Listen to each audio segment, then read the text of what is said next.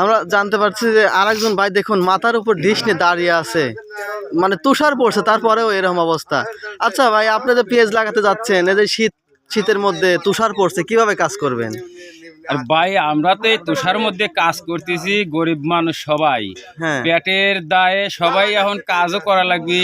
কর্ম না করলে তো আর চলে না, খুব কষ্টে কর্ম করা হয়।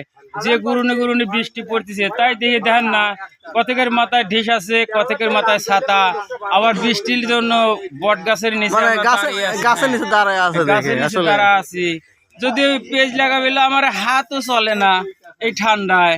আমরা কি করে আবার খাবি লাগলে ফিরে বাত তুলির পারিনি গালে, তবু আমার কর্ম করা লাগবে। এখন গরিব মানুষ, আমরা তো বাজার কিছু কাজ করতে পারিনি আসলে সবাই তো কৃষকই আছি এখানে। তারপরেও কিছু করার নাই, কাজ করতেই হবে, না করলে তো আসলে পেটে ভাত যায় না। না না না না, কাজ না করলে তো আমার পেটে ভাত যায় না। চাল পারলে আমরা কে করি বাঁচবে? গুরু গুরু চাল পারলে চলতেছে, বাড়িতে সবাই আছে, সদাই পাটি ডাউডা করা লাগে, আমার চলা লাগবে তো। এখন কষ্টে মনে করেন যে আমরা চলতেছি। আচ্ছা ঠিক আছে ভাই, তারপরে শীতের মধ্যে কাজ করেন, একটু সাবধানে থাকেন। না দেখে শুনে সময় সময় আগুন জ্বালালে, আগুন জ্বালাও তো কুলোয় না, যখন তবাই তখনই, তাছাড়া আর তো কোনো মাঠে আর তো ঠিক আছে সব ভিজা ওই ফুফা পাইরিয়ে। আচ্ছা ঠিক আছে ভাই, আমরা ভালো থাকেন।